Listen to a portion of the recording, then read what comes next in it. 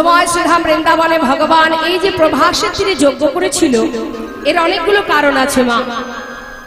তো আমরা কিছু কারণ আমরা শুনবো কেন তিনি প্রভাসের তীরে যজ্ঞ করলেন। এই যে প্রভাস, এই প্রভাস নদীটা কোথায়? গুজরাটে সৌমতীর্থ বলে একটি জায়গা আছে, যেখানে সোমনাথের নামে হয়েছিল সৌমতীর্থ। সোমনাথ ভোলানাথের এক নাম ছিল সোমনাথ, সেই সোমনাথের নামে সেই জায়গাটির নাম হলো সৌমতীর্থ। তা ওই সৌমতীর্থের পারে, ওই সৌমতীর্থের যে সরোবর, ওই সরোবরের একটা অভিশাপ হয়েছিল। অভিশাপের জন্য ওই সরোবরের জল সব শুকিয়ে যায়। দেখুন মা, কারণটা একটু বলি, আস্তে, কথা নয়। চন্দ্রদেবের 27টি স্ত্রী, মন দিয়ে শুনবেন মায়ের। সেবা শান্তি হয়ে গেছে, সবার সেবা হয়ে গেছে। রাত্রে সেবা, এই রাত্রে সেবার পর কি আসে? ঘুম আসে না? এই কীর্তনিয়াদের যত জ্বালা, সব সেবা করে আসবে, আর কীর্তনিয়াদের দায়িত্ব থাকবে তাদের জাগিয়ে রাখা, তাই না? হ্যাঁ, এখন যে কীর্তন আস্বাদন করবে সে কিন্তু ঘুমাবে না, আর যার কীর্তন শুনবার মতো মন নেই তার ঘুম আসবে। যে প্রকৃত লীলা আস্বাদন করবে তার ঘুম আসবে না। দেখুন, চন্দ্রদেবের 27টা স্ত্রী। এখন চন্দ্রদেব তার গুরুপত্নীর প্রতি আকৃষ্ট হন। গুরুপত্নীর প্রতি যখন আকৃষ্ট হন, তখন গুরুদেব তাকে অভিশাপ করেন। কি অভিশাপ? যে তোমার এই যে 16 কলা, এক একটা দিন এক এক করতে করতে তোমার একটি একটি করে কলা ক্ষয় হতে হতে তুমি শেষ হয়ে যাবে, মানে ধ্বংস হয়ে যাবে। এবার গুরুর অভিশাপে চন্দ্রদেবের একটা করে কলা যখন বাবা ক্ষয় হতে শুরু হলো, তখন তার যে 27টা স্ত্রী, তারা সবাই চিন্তায় পড়ে গেল যে আমার স্বামী যদি মারা যায়, আমাদের স্বামী, তাহলে আমরা কি করে পতিকে হারিয়ে বৈধব্য জন্ম সহ্য করব? তাড়াতাড়ি করে উপায় কি? না দেবাদিদেব মহাদেব ভোলানাথের কাছে ছুটে চলে গেলেন। ভোলানাথ কৈলাসে বসে ধ্যান করছে, আর 27টা শালী সেখানে গিয়ে উপস্থিত, গিয়ে ডাকছে জামাই বাবু। এখন জামাই বাবু আপন মনে ধ্যান করছে তো মা, সেখানে গিয়ে 27টা শালী গিয়ে যেই না চিৎকার করে ডেকেছে, এখন ভোলানাথ চিন্তা করছে বাবা আমার এতগুলো শালী ছিল, জানতাম না তো। হ্যাঁ, তা বলো দেখি কি চাই তোমাদের? বলছে জামাই বাবু বড় বিপদে পড়েছি, তুমি হলে আমাদের জামাই বাবু, সম্পর্কে যখন জামাই বাবু আমরা শালী, আমাদের বিপদ থেকে তোমাকেই রক্ষা করতে হবে। তখন ভোলানাথ বলছে আগে বিপদের কথাটা বলো। বলছে আমাদের স্বামী গুরুর পত্নীর প্রতি তিনি আকৃষ্ট হন বলে, মানে গুরুদেবকে বৃহস্পতি তার স্ত্রী সহধর্মিনী যার নাম তারা গুরুমা, সেই গুরুমার প্রতি আকৃষ্ট হয়েছে বলে গুরুদেবের অভিশাপে আজ তার একটু একটু করে ক্ষয় হতে শুরু হয়েছে। সে তার প্রাণ ধ্বংসের মুখে সে যদি চলে যায় তাহলে আমরা কি নিয়ে বাঁচব? তখন ভোলানাথ বললেন দেখো তোমার স্বামী যে অপরাধ করেছে তার জন্য যদি তোমাদের বৈধব্য জন্ম সইতে হয়, এর জন্য আমি আর কি করতে পারি? না, আপনাকে যেমন করে হোক কোনো একটা ব্যবস্থা করতে হবে। তখন ভোলানাথ বললেন ঠিক আছে। বলে তোমার স্বামীর কি কোনো কলা বেঁচে আছে? বলে একটা কলা বেঁচে আছে।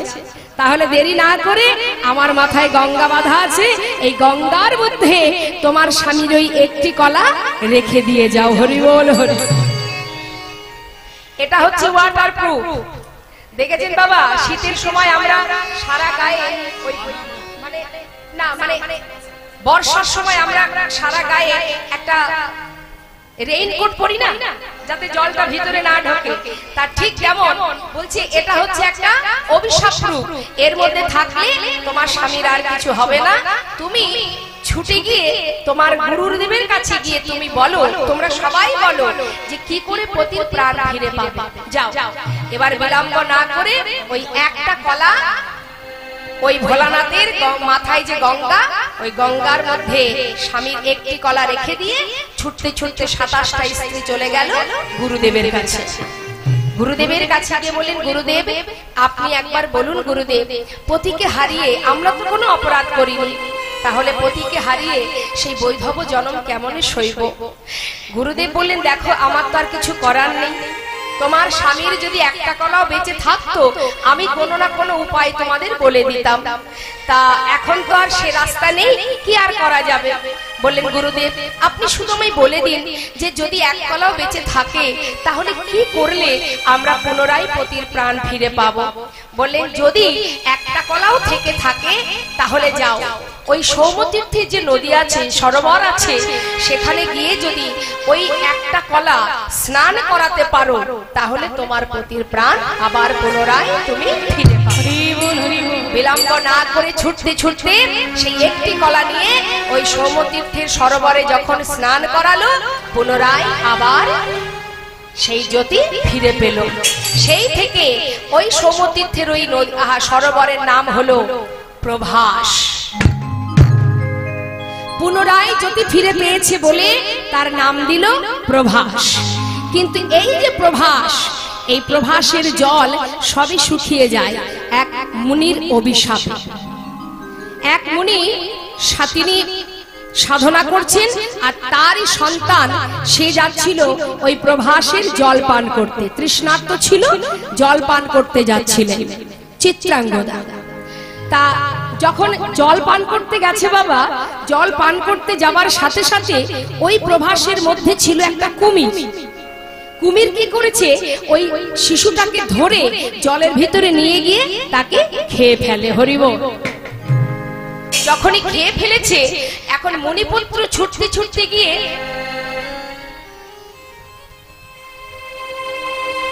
মায়েদের একবার উলুধ্বনি উলুধ্বনি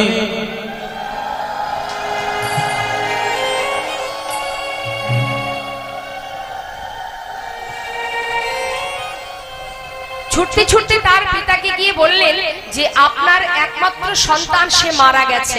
কি করে? না ওই প্রভাসের জলে জল পান করতে গিয়ে সেখানে তার প্রাণ নাশ হয়েছে। যেই না বলেছে, সঙ্গে সঙ্গে ছুটতে ছুটতে সেই মণি ওই প্রভাসের তীরে এসে দাঁড়ালেন। দাঁড়িয়ে বললেন, রে প্রভাস, তোর এত বড় স্পর্ধা, আমার পুত্রের প্রাণ হরণ করলি। আমি তোকে অভিশাপ করলাম যে তুই আমার সন্তানের প্রাণ হরণ করেছিস, এর জন্য তোর বক্ষের যত জল সব শুকিয়ে যাবে। তখন সেই প্রভাস নিজ মূর্তি ধারণ করে বললেন যে হে মণিবর, আমি তো কোনো অপরাধ করিনি, আপনার সন্তানকে যে হরণ করেছে সে হলো আমারই বক্ষে বিরাজ করে, সেগুলো কুমির, সে আপনার সন্তানের প্রাণ হরণ করেছে, এতে তো আমার কোনো অপরাধ নেই। তখন সেই সৌমিক মুনি বলে উঠলেন, বেশ, তবে শোনো, তোমার পতির তোমার সন্তানের প্রাণ আবার ফিরে পাবে, তবে তোমার যখন কোনো অপরাধ হয়নি, তোমার যখন কোনো অপরাধ নয়, তোমার পক্ষে যে কুমির বাস করে সে হরণ করেছে, তাই আমি তোমাকে যেমন অভিশাপ দিয়েছি তেমন আবার আশীর্বাদও করে গেলাম। যেদিন এই প্রভাসের জল হাতে করে নিয়ে স্বয়ং গোবিন্দ রাধারানীর চরণ ধৌত করবে, সেই দিনই তুমি পুনরায় আবার প্রাণ ফিরে পাবে। সেই সৌমিক মুনির পুত্র চিত্রাঙ্গদা যখন হরণ করে নেয়, তখন সৌমিক মুনি অভিশাপ করেছিল এই প্রভাসকে। তাই মাগো, সেই প্রভাসকে উদ্ধার করার জন্য আজ আমার গোবিন্দ তিনি সুন্দরভাবে যজ্ঞ করবেন বলে স্থির করলেন। কিন্তু বাবা, এর পিছনে আরো কারণ আছে। কেন তিনি প্রভাসের তীরে যজ্ঞ করলেন, এর কারণ আরো আছে। সেটা কি? মহাভারতের মধ্যে একটু যাচ্ছি।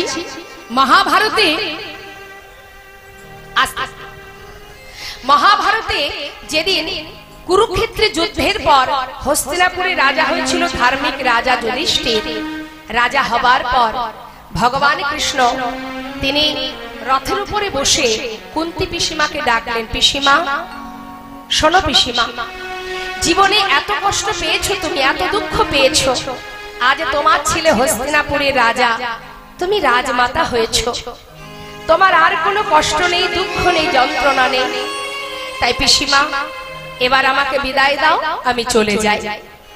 যেই না বলেছে, সঙ্গে সঙ্গে কুন্তী পিসিমা মনে মনে চিন্তা করছেন যে যখনই কৃষ্ণ আমাকে ছেড়ে ঘরে যেত আমাকে বলতো আমি আসি, কিন্তু আজ কি বলছে আমি যাই।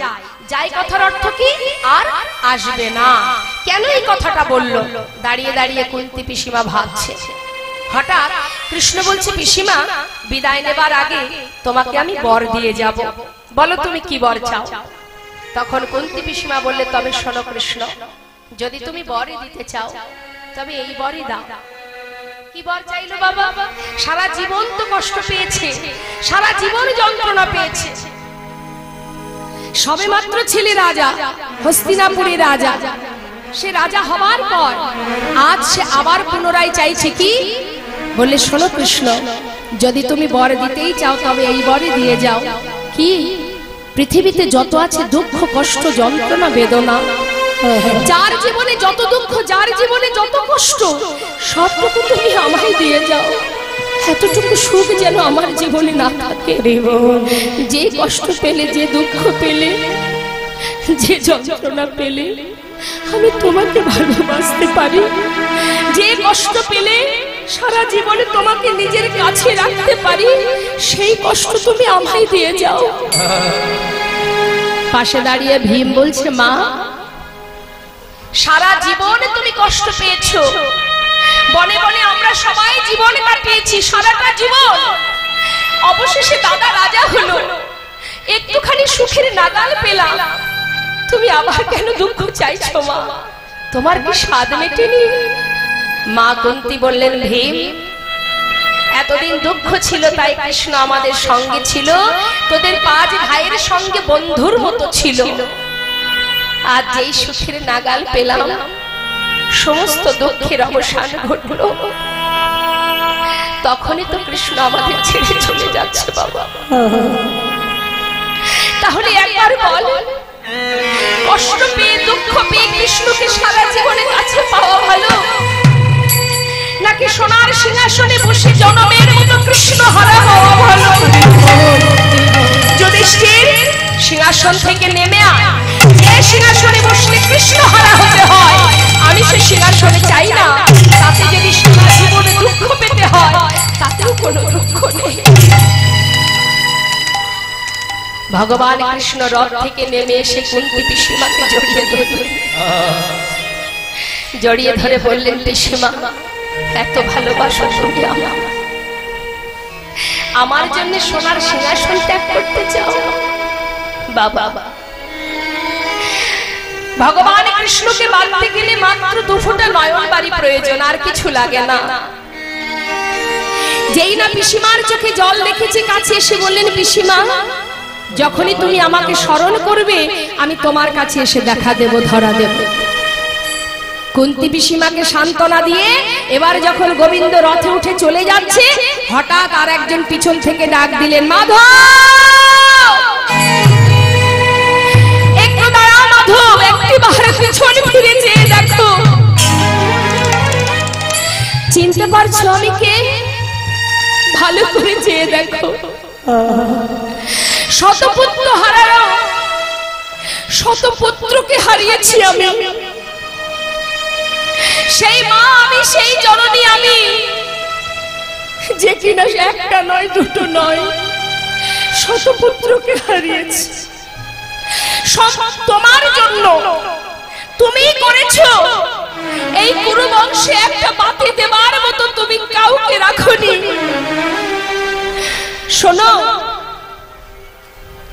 আজ তুমি যদি না চাইতে তাহলে এই যুদ্ধ হতো না। তুমি করিয়েছো, তাই আজ আমি তোমাকে অভিশাপ দিলাম। যেমন করে কুরু বংশ ধ্বংস করেছো, তেমন করে তোমার 56 কোটি যদু বংশ ধ্বংস হয়ে যাবে। বংশে বাতি দেবার মতো একটা দীপও বেঁচে থাকবে।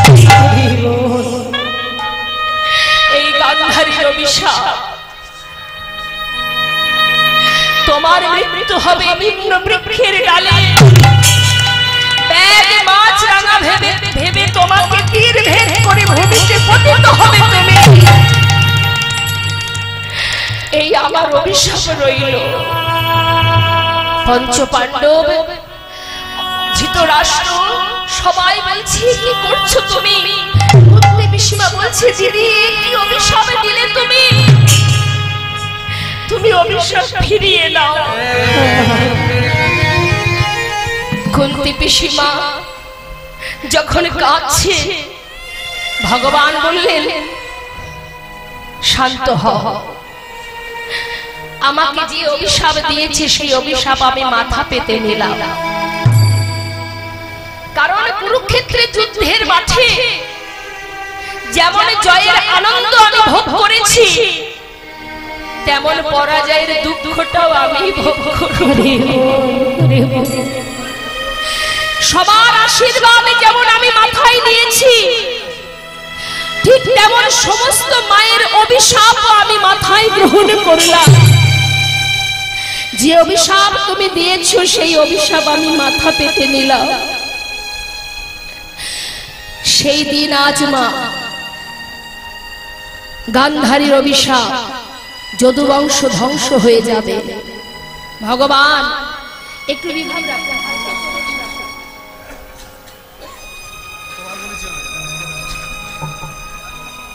মাগো আজকের সেই দিনে ভগবানের মনে পড়ে গেল, তাই গোবিন্দ বিলম্ব না করে তিনি চিন্তা করলেন প্রভাসে ফিরে আমি যজ্ঞ করব। সমস্ত যদুবংশ ধ্বংস হবে কিভাবে? আরো কারণ আছে বাবা। বালিপুত্র অঙ্গদকে, রাম অবতারের কথা, বালিপুত্র অঙ্গদকে ভগবান বর দিয়েছিলেন। মানে যেদিন বালিকে হত্যা করা হয়, প্রভু রামচন্দ্র হত্যা করেছিলেন পিছন থেকে তীর ভেদ করে। সেই সময় প্রভু রামচন্দ্র তিনি যে পিছন থেকে তীর ভেদ করেছে, বালির পুত্র অঙ্গদ কিন্তু জানতো না যে কে মেরেছে আমার বাবাকে। বিনা যুদ্ধে বিনা কারণে পিছন থেকে তীর ভেদ করে মারলো কে, সে জানতো না। কিন্তু মা সীতাকে উদ্ধার করার জন্য অঙ্গদ প্রভু রামচন্দ্রকে অনেক ভাবে সাহায্য করেছিল। তাই প্রভু রামচন্দ্র সন্তুষ্ট হয়ে বলেছিল যে অঙ্গদ, তোমার কাজে আমি সন্তুষ্ট, তুমি আমার কাছে বর চেয়ে নাও। তখন অঙ্গদ বলেছিল, হে প্রভু, তুমি যদি বর দিতে চাও তবে এই বর দাও যে আমার পিতার প্রাণ হরণ করেছে, বিনা কারণে পিছন থেকে তীর ভেদ করে প্রাণে মেরেছে, আমি তাকে ঠিক সেই একই ভাবে তীর ভেদ করে প্রাণে মারতে চাই। তাই হরি বল হরি বল। হমা ভগবান প্রভু রামচন্দ্র বলেছিলেন তথাস্তু তাই হবে। সেই অঙ্গদ যে কিনা দাপর যুগে হলো জরা নামের ব্যাধ, পাখি ধরবার জন্য বনে গিয়েছিলেন। আর সেখানে গিয়েই মাছরাঙা গোবিন্দ নিম গাছের ডালে বসে চরণটা যখন দুলছে, চরণতল দর্শন করে ভাবলো এটা কোনো মাছরাঙা পাখি, তাই তীর ভেদ করেছিল। আর তীর ভেদ করার সাথে সাথে ভগবান ভূমিত পতিত হন। তাই এর পিছনে আরো আরো অনেক কারণ আছে। তো আজ মাগো অনেকগুলো কারণের জন্যই প্রভাসে ফিরে গোবিন্দ আমার যজ্ঞ করেছিলেন। যদুবংশ ধ্বংস হয়েছিল ওই প্রভাসে ফিরে। নল খাগড়ার যে গাছ ছিল, সেই নল খাগড়ার গাছ তুলে যে যাকে আঘাত করছে সেই সেখানে পতিত হয়ে যাচ্ছে। এইভাবে যদুবংশ ধ্বংস হয়েছিল। তাই আজ ভগবান কৃষ্ণ আমার তিনি বসে বসে চিন্তা করছে যে কেমন ভাবে যজ্ঞ করব। আহা, আর এদিকে দেখুন বৃন্দাবনের অবস্থাটা কি সেটা আমরা একবার জানবো। মা গোবিন্দ তো চলে গেলেন, চলে যাবার পর এদিকে কি হলো না, শ্রীমতী রাধারানী কৃষ্ণের চিত্র অঙ্কন করছে মৃত্তিকার উপরে, মানে মাটির উপরে। নয়নের জলে বুক ভাসিয়ে কাঁদছে আর গোবিন্দের চিত্র অঙ্কন করছে। কেমন ভাবে? কৃষ্ণ কৃষ্ণ বলি কাঁদে বাহু তুলি, মরমে দারুণ ব্যথা দেখো। কৃষ্ণ কৃষ্ণ বলি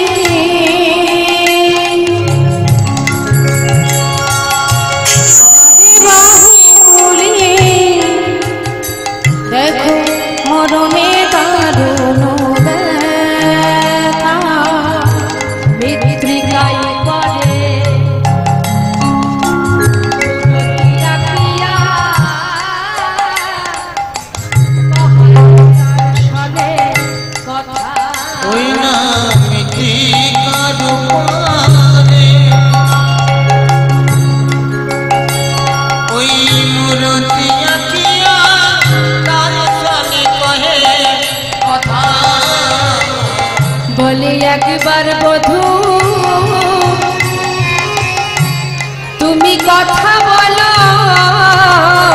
বলে একবার বধূ তুমি কথা বলো, ফিরে আসো কিবা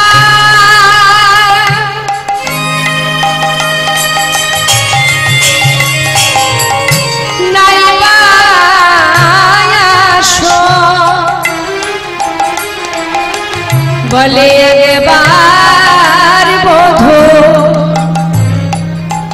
তুমি কথা বলো,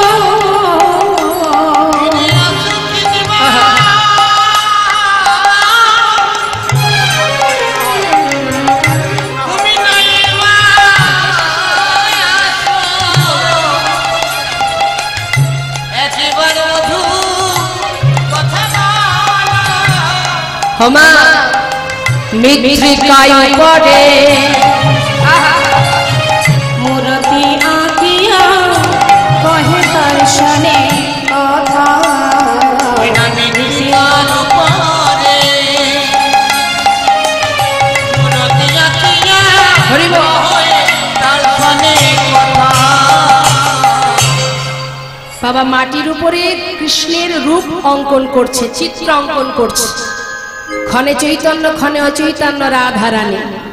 আজ এত সুন্দরভাবে মূর্তি অঙ্কন করছে, হ্যাঁ, আর কি করছে, বারবার বলছে বধূ একবার তুমি আমার সাথে কথা বলো। কাঁদছেন আমার রাধা রানী। আর যখন চিত্র অঙ্কন করছে মা, কিভাবে অঙ্কন করছে জানেন? হরি বল, মাটির উপরে অঙ্কন করছে চোখের জল দিয়ে। কিভাবে আঁকছে? আগে সবার আগে কি আঁকছে? আঁকিয়া সে কটি পরাই ঘটি কত না যত্ন করি দেখো আঁকিয়া সে। হঠাৎ কি হলো, বৃন্দাবন থেকে একটা যেন বিরহের তাপ তার এসে অঙ্গে লাগছে। হরি বল। তপ্তদোষী দেবী ঋষি চারি পানে যায়, তপ্তদোষী দেবী ঋষি চারি পানে যায়, কোথা হতে তাপ আসি লাগে মোর গায়, কোথা হতে তাপ আসি লাগে মোর গায়, কোথা হতে তাপ আসি লাগে মোর গায়। বাবা যখনই একটা তাপ লেগেছে গায়ে, চিন্তা করছে তাপটা কোথা থেকে আসে। হঠাৎ তিনি কি দেখলেন না, বৃন্দাবনের ভিতরে বিরহের তাপ দেবর্ষি নারদের অঙ্গে এসে ছেঁকা লাগছে। দেবর্ষি নারদ ধীরে ধীরে বৃন্দাবনে এসে সমস্ত বৃন্দাবনবাসীর দুর্দশা দেখে তিনি নয়নের জলে বুক ভাসিয়ে কাঁদছে আর বলছে মাধব, সমস্ত বৃন্দাবনবাসীকে কাঁদিয়ে তুমি সেখানে দ্বারকায় রুক্মিণী সত্যভামের স্বামী হয়ে রাজা হয়ে বসে আছো। আজ সবাইকে চোখের জল ফেলে তুমি রাজা হয়ে বসে আছো, রুক্মিণী সত্যভামাকে বিবাহ করো। এতদিন আমি ভেবেছি যে আমি তোমায় বেশি ভালোবাসি, কিন্তু আজ বৃন্দাবনে না আসলে জানতে পারতাম না যে বৃন্দাবনবাসী তোমাকে কত ভালোবাসে। বেশ, তবে আমিও দেখতে চাই। সবাই আমাকে বলে আমি নাকি গন্ডগোলের গোসাই, সবাই গন্ডগোল, প্রত্যেকে গন্ডগোল বাধায়, আর দোষ হয় কি আমার, আমি নাকি গন্ডগোল বাধাই। তবে আজ আমার নাম দেবর্ষি, আজ আমি দেখব যে তুমি কেমন করে রাজা হয়ে দ্বারকায় বসে থাকতে পারো। দেবর্ষি নারদ বিলম্ব না করে সবার ক্রন্দন দেখে, মানে কান্না দেখে সে আর স্থির থাকতে পারলো না। মা সে কি করলো, এবার নিজের বীণাকে বলছে, বীণা এতদিন যে নাম করেছি সে নাম ভুলে যা, এই নাম আর তুই গাইবি না। আজ থেকে বীণা তোকে বলি শোন, রাধা নাম জপ কর। নিতাই গৌর হরি বল হরি বল। রাধা নাম গাইতে গাইতে যাব, কাউকে কিছু না বলে এবার দেবশ্রী নারদ বিলম্ব না করে ছুটতে ছুটতে যাচ্ছে বৃন্দাবন থেকে রাধা নাম গাইতে গাইতে। আর বীণাকে কি বলছে, শোন বীণা, বলো বলো যন্ত্র রাধা নামে মন্ত্র, বল বল যন্ত্র রাধা নামে মন্ত্র, যাগ জপ পূজা কিছু নাই বলো বলো যন্ত্র রাধা নামে মন্ত্র, বল যন্ত্র রাধা নামে মন্ত্র, যাগ জপ পূজা কিছু নাই বলো যন্ত্র রাধা নামে মন্ত্র, যাগ জপ পূজা কিছু নাই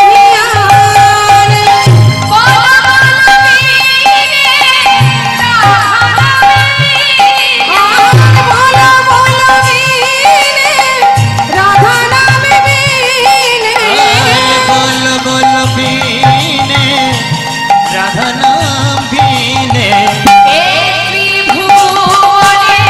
কিছু নাই রাধা নামে বীণে, এই ত্রিভুবনে কিছু নাই বল বল যন্ত্র রাধা নামে মন্ত্র, যাগ জপ পূজা কিছু নাই বল বল যন্ত্র রাধা নামে মন্ত্র, যাগ জপ পূজা কিছু নাই। বীণাকে বলছি রাধা নাম ছাড়া জগতে আর কিছু নেই রে বীণা, তুই শুধু রাধা নাম জপ কর। এবার বীণা রাধা নাম গাইতে গাইতে বাবা চললেন, বৃন্দাবন থেকে যাত্রা করলো, দ্বারকায় যাচ্ছে, গাইতে গাইতে যাচ্ছে রাধা নাম। তা আমরাও কি একবার সবাই মিলে গাইতে পারি? সবাই মিলে গাইবেন তো? মাথা তো নেড়ে বলছেন হ্যাঁ, কিন্তু গাইতে হবে, ঠিক আছে? যাচ্ছে কেমন ভাবে রাধা নাম গাইতে গাইতে। একবার আমরাও সবাই মিলে রাধা নাম গাইব। রাধে রাধে রাধে রাধে রাধে রাধে বল, রাধে রাধে রাধে রাধে রাধে রাধে বল, রাধে রাধে রাধে রাধে রাধে রাধে বল, রাধে রাধে রাধে রাধে রাধে রাধে বল,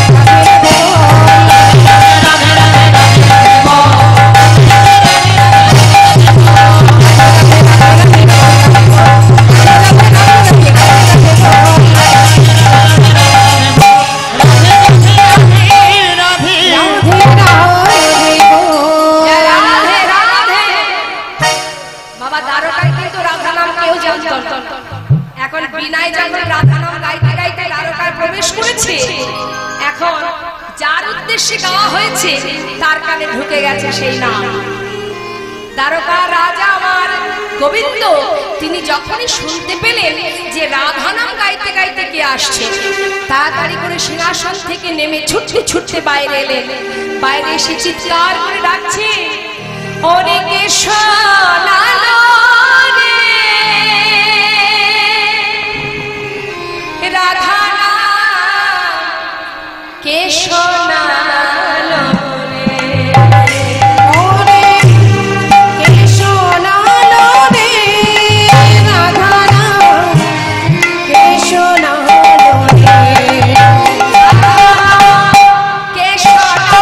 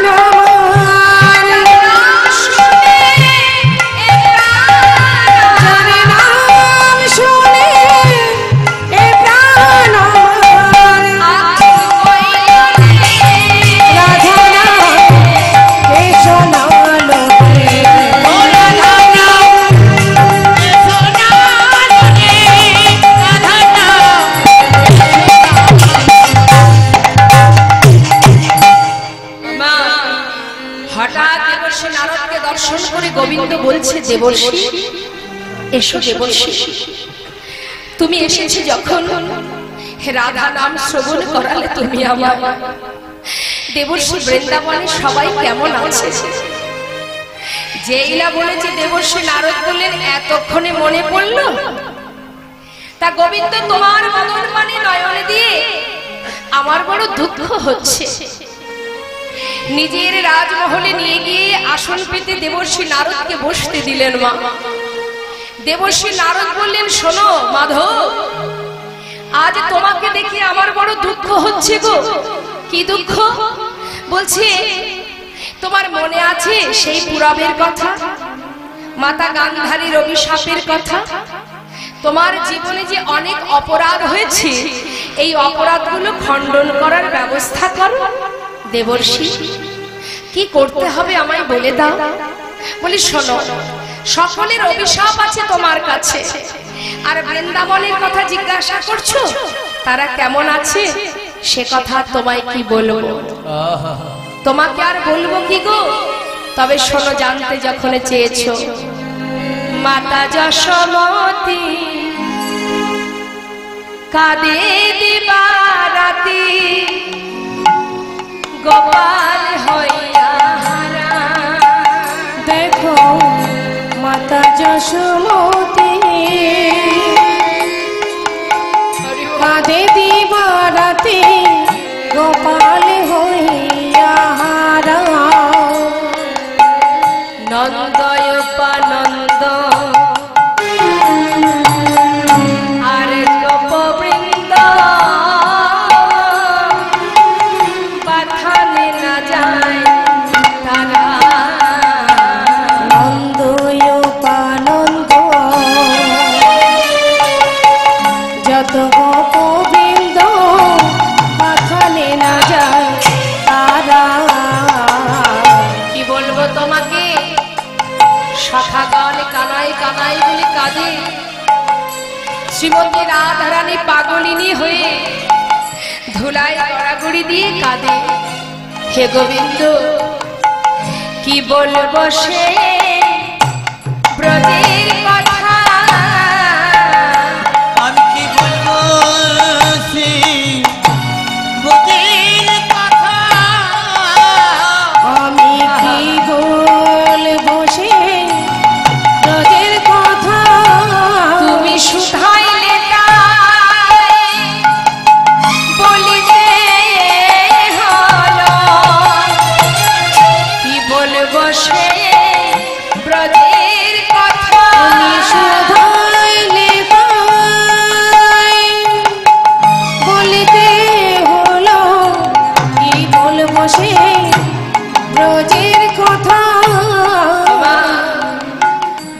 মা যশোমতী সে গোপাল গোপাল বলে ক্ষণে চৈতন্য ক্ষণে অচৈতন্য হয়ে পড়ে। সখাগণ কানাই কানাই বলে ডাকছে, গোটা বৃন্দাবনে হা কৃষ্ণ কৃষ্ণ বলে সবাই পাগল হয়ে পড়ে আছে, আর তুমি তারকা রাজা হয়ে বসে আছো। একবারও কি তাদের কথা তোমার মনে পড়ে না?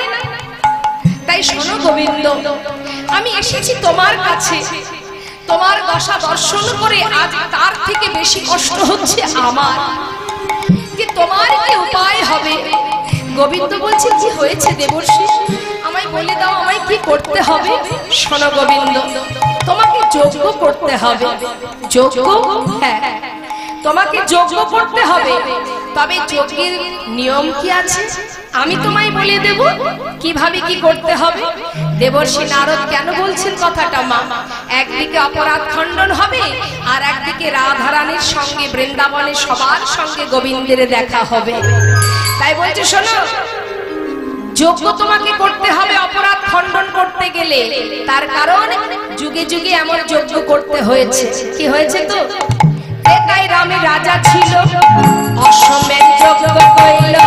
তাই রামে রাজা ছিল, অশ্বমেধ যজ্ঞ কইল।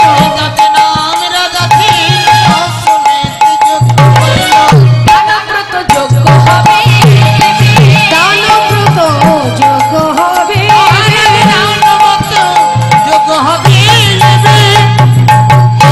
তোমাকে দানব্রত যজ্ঞ করতে হবে। আচ্ছা বেশ, তাই করব। তা কিভাবে করতে হবে শুনে নাও। যে জন যা চাইবে হাসি মুখে দিতে হবে, যে জন যা চাইবে হাসি মুখে দিতে হবে, দান করিতে হবে হাসি মুখে।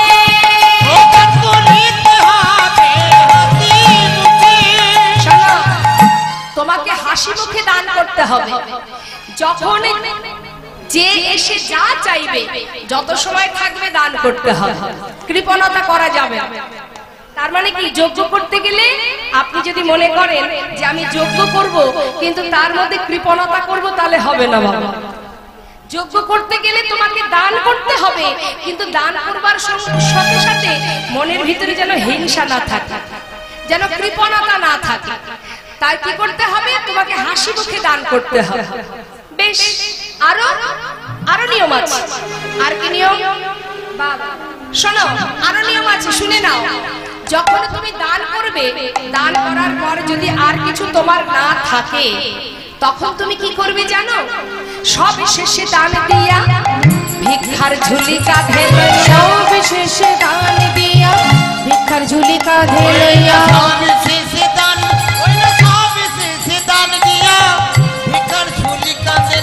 ভিক্ষা মেগে খাবে মন সুখে, ভিক্ষা মেঘে খাবে মন সুখে, ওগো দান ব্রতের এই করিতি, দান ব্রতের এই করিতি, দান ব্রতের এই করিতি।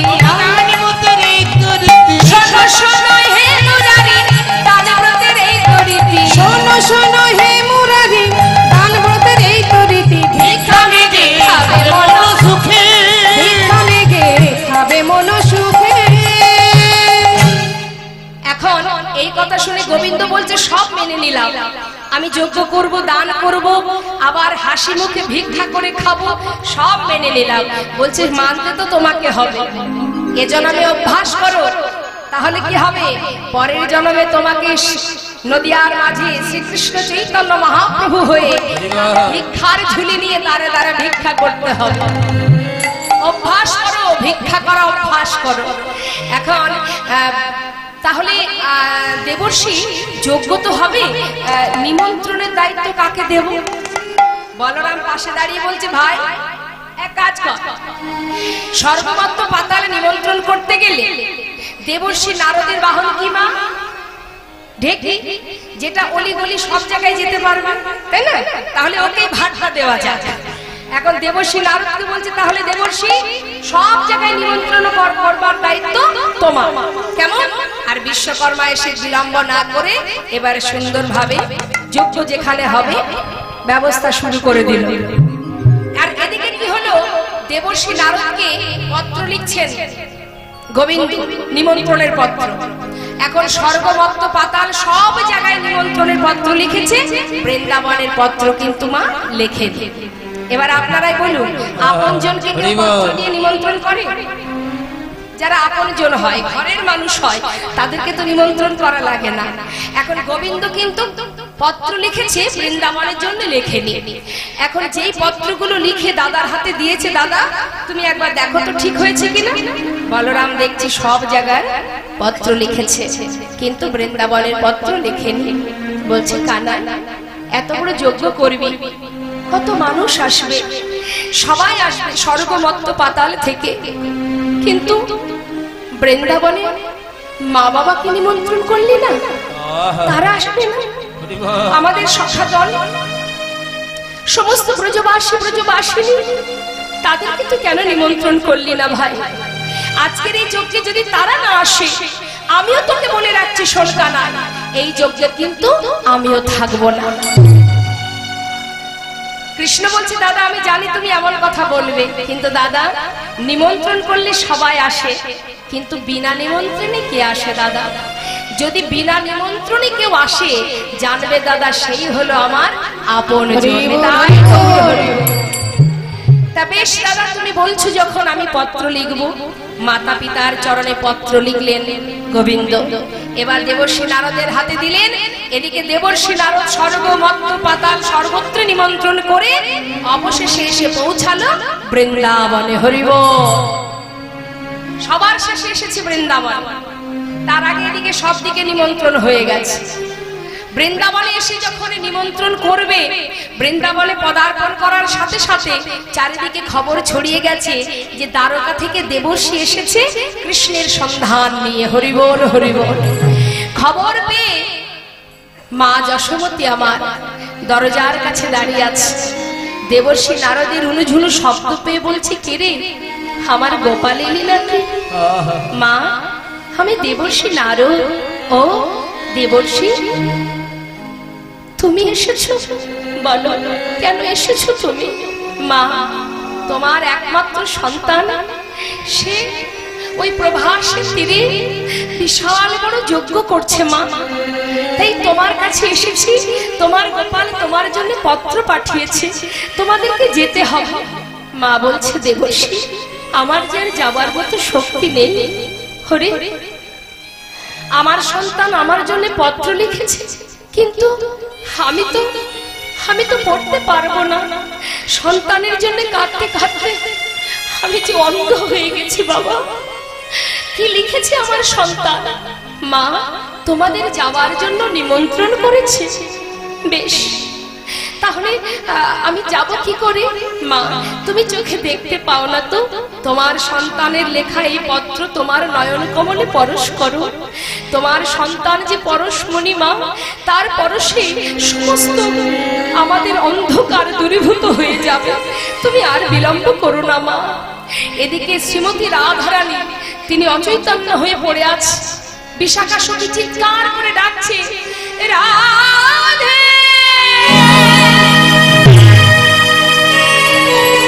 ওহে বৃষভানু রাজনন্দিনী, রাধে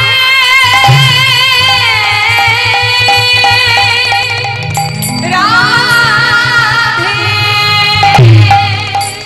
রাধে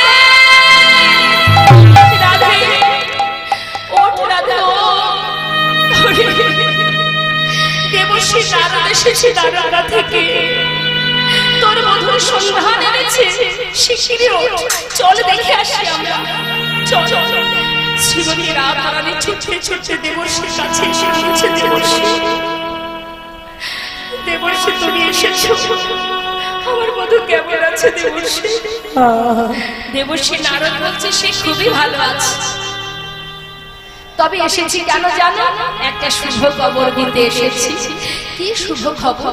শোনো, ওই প্রভাসেতে যজ্ঞ করে কৃষ্ণ বলরাম, প্রভাসেতে যজ্ঞ করে কৃষ্ণ বলরাম, প্রভাসেতে যজ্ঞ করে কৃষ্ণ বলরাম। সংবাদ দিতে আমি নারদ যে এলাম, সেই যজ্ঞের সংবাদ দিতে আমি নারদ এলাম। যাও যাও প্রভাসের তীরে যাও, তুমি যাও যাও প্রবাসের তীরে যাও, যাও যাও প্রভাসের তীরে যাও, যাও যাও প্রভাসের তীরে যাও, সেই যজ্ঞের সংবাদ দিতে এই সেই যজ্ঞের সংবাদ দিতে নারদ এলাম। সেই যোগে সংবাদ দিতে নারদ গেলাম। আর দেরি করো না, তোমরা সবাই চলে যাও। যেই না বলেছে শ্রীমতী রাধারানী তাড়াতাড়ি করে এবার গোবিন্দের কাছে যাবে বলে পসরা সাজিয়ে নিয়ে সখী বেষ্টিত হয়ে যেই না বাবা ঘর থেকে এক পা বাড়িয়েছে, কোথায় ছিল কুটিলা কালস্য ননদিনী। আহা, শ্রীমতী রাধারানীর সম্মুখে এসে দাঁড়িয়েছে কুটিলা, এসে দাঁড়িয়ে বলছে, আয় গো, সেজে গুজে যাচ্ছিস কোথায়? হ্যাঁ, ঘর দুপুরে? ছি ছি ছি ছি ছি ছি। অসতী কলঙ্কিনী, এই ভর দুপুর বেলা ঘর ছেড়ে যাচ্ছিস? যাচ্ছিস কোথায় বল? রাধারানী কিন্তু বাবা কোনো কথা না বলে সে দাঁড়িয়ে আছে। আর কুটিলা দেখছে আমি যে কথা জিজ্ঞাসা করছি তার কোনো উত্তর দিচ্ছে না, সে আরো রেগে যাচ্ছে। কিরে, উত্তর দে, কেন এখানে দাঁড়িয়ে আছিস? সখী বেষ্টিত হয়ে যাচ্ছিস কোথায়? শ্রীমতী রাধারানী বলছে, ননদিনী, আজ আমাকে যেতেই হবে, চিরতরে চলে যাচ্ছি তোমাদের ছেড়ে। কি বললি? আমাদের ছেড়ে চলে যাচ্ছিস? যাচ্ছিস কোথায়? শুনবে, আমি যার কাছে চলেছি সে আর কেউ নয়, আমার প্রাণবল্লভ, অসতী কলঙ্কিনী বিচারিণী, আমার দাদাকে ছেড়ে পরপুরুষের কাছে, ওই কেলে ছোড়ার কাছে যাওয়া। শোন, আমার নাম কুটিলা, এইখানে দাঁড়িয়ে থাক, আমি এখন দাদাকে ডেকে আনবো, তারপরে তুই যাবি। হ্যাঁ, শ্রীমতী রাধারানী বললেন, ননদিনী যা, ডেকে আনো, তবে যাওয়ার আগে আমিও তোমাকে বলে যাই, শোনো, তুমি তোমার দাদাকে ডাকতে যাচ্ছ যাও, তবে আমার কথাটা শুনে যাও। ননদী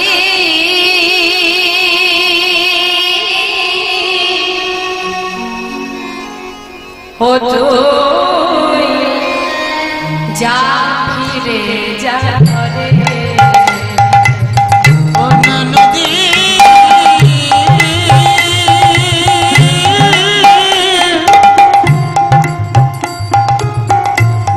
ও তুই যা ফিরে যা ঘরে, বলিস ডুবেছে না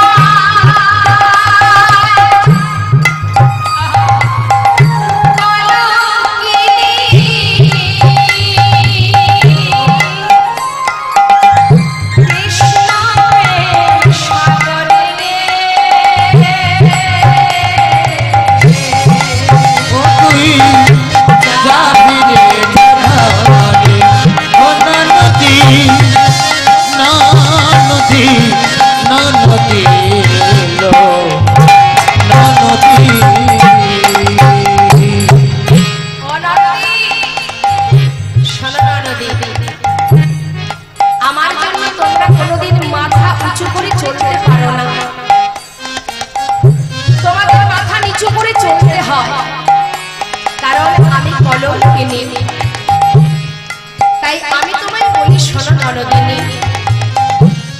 আজ হতে বুঝল তোদের সকল জ্বালা, বুঝল ফুলের পাখি, আজ হতে ঘুচলো তোদের সকল জ্বালা,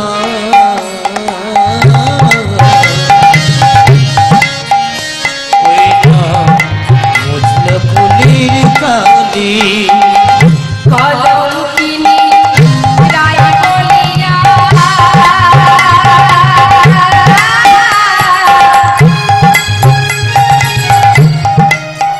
ননদী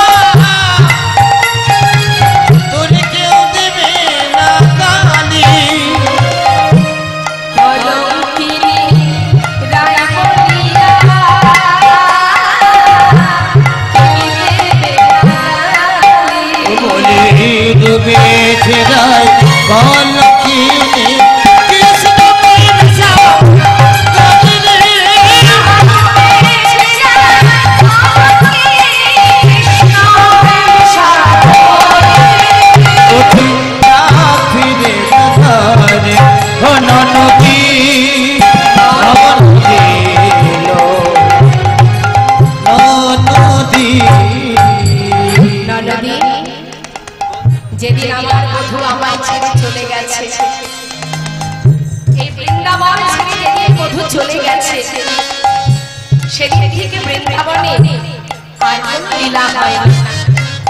ভেবে দেখো নন্দিনী, দোল ঝুলো না নৌকা বেলা, সবই হইল দোল ঝুলো না নৌকা বিনা, সবই হইল সে। প্রভাসে চলেছি আমি, যেথায় আমার বধূ নেই।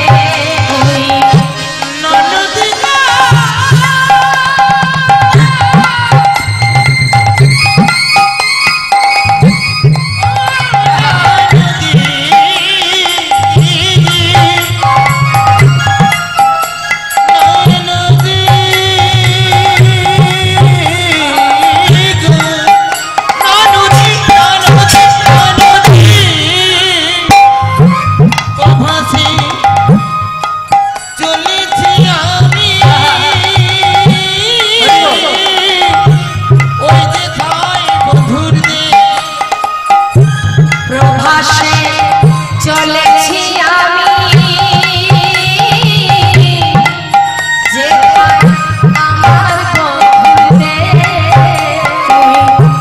প্রভাসে চলেছি আমি,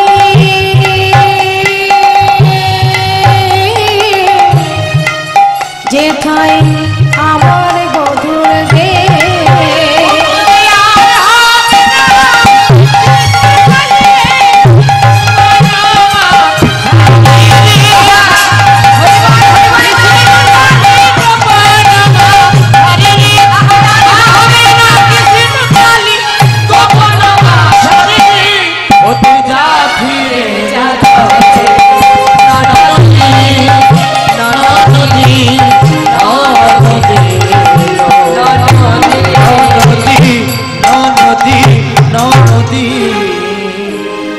কুটিলা বলছে, শোন বউ, এইখানে দাঁড়িয়ে থাকবি।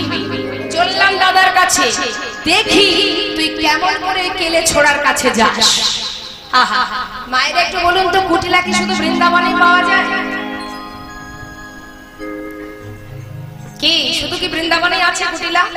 না না, এখানে খুবই ভালো। কুটিলা তো সব জায়গায় পাওয়া যায় এখন। হরি বল। কি গো মা, কুটিলা সব জায়গায় পাওয়া যায় তো?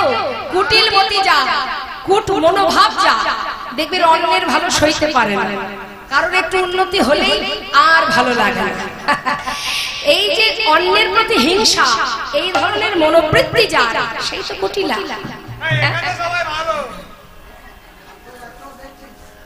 হরি বল, হরি বল। তা দেখুন, কুটিলা বলছে তুই এইখানে দাঁড়িয়ে থাকবি। দাদাকে ডাকতে চললাম, এখন ছুটতে ছুটতে যাচ্ছে আয়ানের কাছে। আয়ান এদিকে মায়ের পূজা নিয়ে ব্যস্ত, ভবানী মায়ের পূজা করছে আয়ান। কুটিলা গিয়ে ডাকছে, দাদা শোনো, বউটা যে তোমাকে কি খাওয়িয়েছে আমি জানি না, এই বউয়ের কথায় ওঠো আর বসো, ওঠো আর বসো। শোনো না, তোমার বউটা যে তোমার কপালে কালি লাগাতে যাচ্ছে, সেদিকে তোমার লক্ষ্য আছে? কি বললি, কি বললি তুই? সে আর কি কথা? শোনো, ওই মাথায় একটা করে পসরা নিয়ে সব সখীদের নিয়ে তোমার কোলে কালি দিয়ে যাচ্ছে সেই ছেলে ছোড়ার কাছে। আয়ান বলছি, সত্যি বলছিস? হ্যাঁ সত্যি বলছি। দাঁড়া, শোন, তুই এখানে দাঁড়িয়ে থাক। ছুটতে ছুটতে আয়ান কি করেছে, মায়ের হাত থেকে ওষিটা নিয়েছে। ক্রোধেতে আয়ান হয়ে কম্পমান, ক্রোধেতে আয়ান হয়ে কম্পমান, ক্রোধেতে আয়ান হয়ে কম্পমান, ক্রোধেতে আয়ান হয়ে কম্পমান, ওষি ছুঁড়ে নিল হাতে। ওই না ক্রোধেতে আয়ান হয়ে কম্পমান, তুলে নিল হাতে। কাঁপিতে লাগলো আসিয়া কুটিলার সম্মুখেতে, কাঁপিতে আসে কুটিলার সম্মুখে। ওই না কাঁপিতে কাঁপিতে আয়ান কুটিলা সম্মুখেতে। এই দেখ বসে নিয়ে এসেছি, ওই দেখো তিনি এসেছি, এই দেখ বসে নিয়ে এসেছি, ওই দেখো তিনি এসেছি। রাধারানী প্রাণ রাশিতে এই দেখ কষি নিয়ে এসেছি। কাঁপিতে কাঁপিতে দাঁড়ালো আসিয়া কুটিলার সম্মুখে।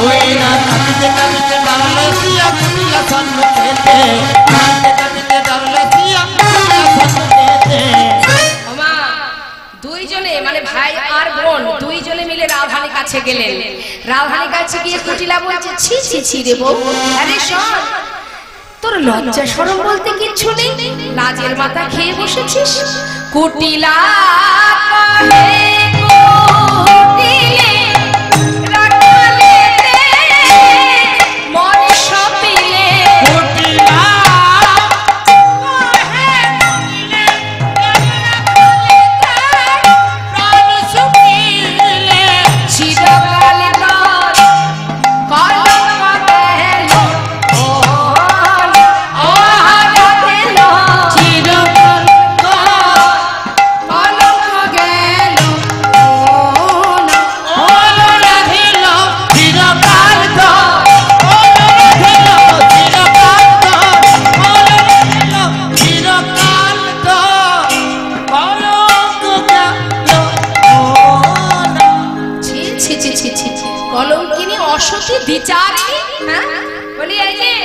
সঙ্গে করে দাদাকে এনেছি।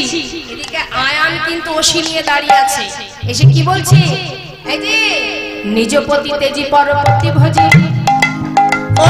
নিজ পতি তেজি পরপতি ভজি, ওই না নিজ পতি পরপতি ভজি, ভজিলি রাখালো শহরে, ওই নিজ পতি তেজি পরপতি ভজি, ভজিলি রাখালো শহরে। কালে ঘুচা মজল ছিল মোর কপালে, কালে ঘুচা মজল ছিল বুঝি তোরে, কালে ঘুচা মজল ছিল তোর মনে, কালে ঘুচা মজল ছিল বুঝি তোরে। রাধে তোরে প্রাণ শিব, রাধে তোমার প্রাণ শিব, রাধে তোরে প্রাণ শিব, রাধে তোমার প্রাণ শিব। এই দেখ কষে নিয়ে এসেছি, রাধে তোরে প্রাণ শিব। আমার ফুলের কাটা দূর করিব, রাধে তোমার প্রাণ শিব, ফুলের কাটা দূর করিব, রাধে তোরে প্রাণ শিব, ফুলের কাটা দূর করিব, রাধে তোরে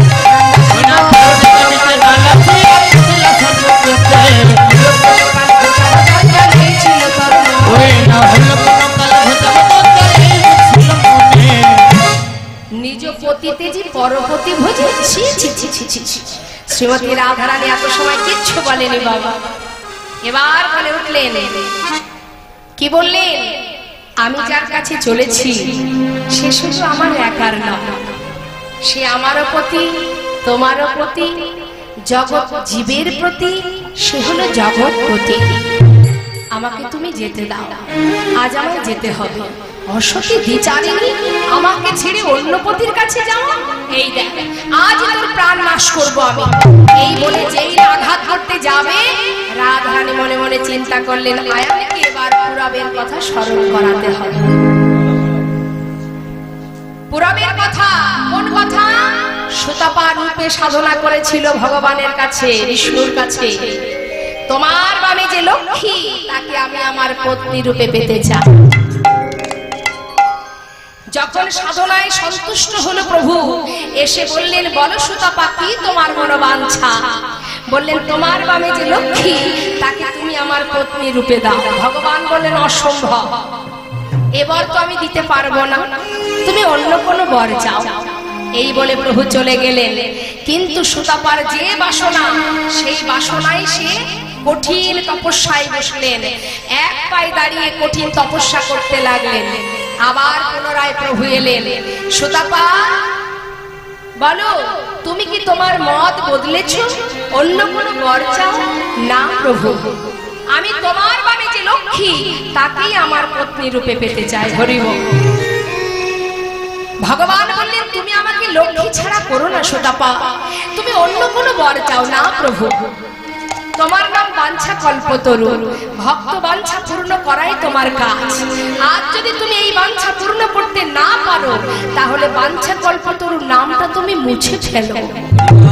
ভগবান বললেন, বেশ তাই হবে। তোমার বাসনাই পূর্ণ হবে।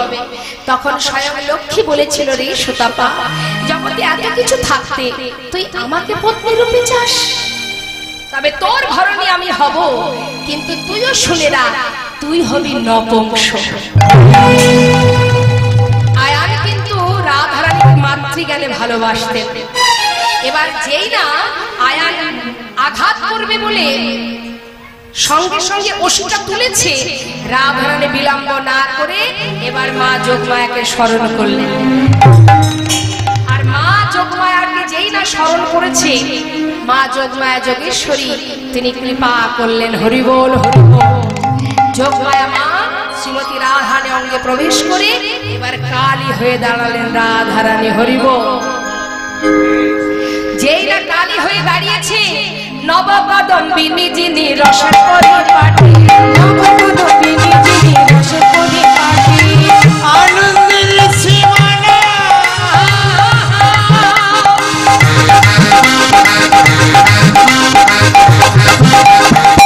প্রেমময়ী রাধা বিনোদিনী নামা।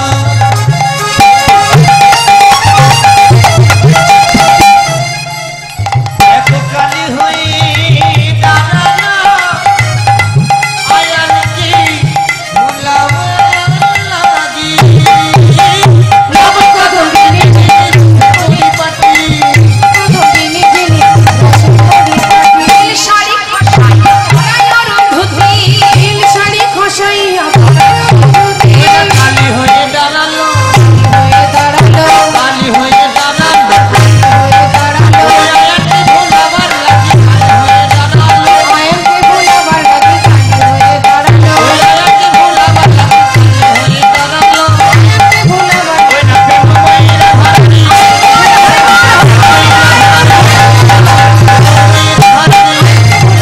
প্রেমময়ী রাধারানী, কালী হয়ে দাঁড়ালো, কালী হয়ে দাঁড়ালো, কালী হয়ে দাঁড়ালো। যেই না রাধারানীর কালী রূপ দর্শন করেছে, সঙ্গে সঙ্গে আয়ান ছুটে গিয়ে রাধারানীর চরণটা জড়িয়ে ধরেছে। জড়িয়ে ধরে মহাজনীর পাশে দাঁড়িয়ে বললেন, দেখো দেখো, আজ আয়ান চরণটা জড়িয়ে ধরে মা মা বলে কাঁদছে। মা গো,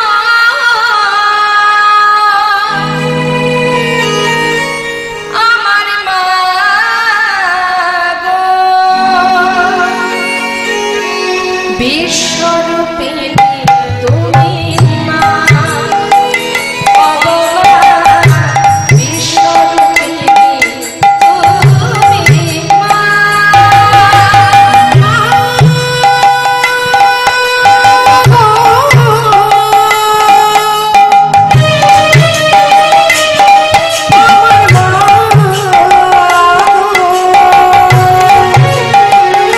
বিশ্বরূপিণী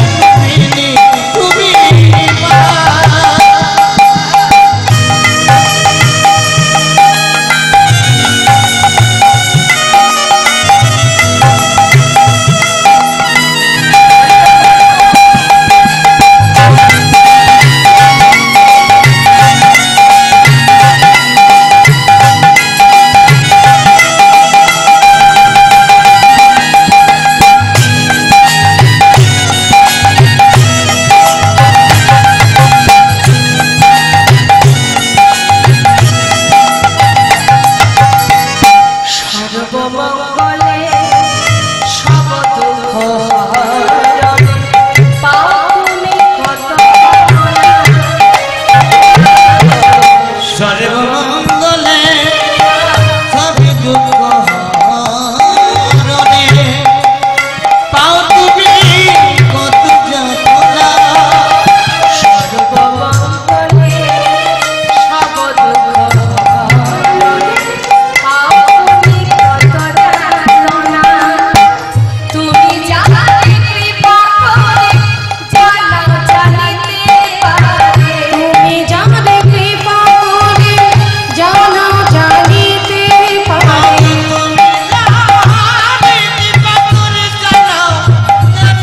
পারে। সকলে তোমার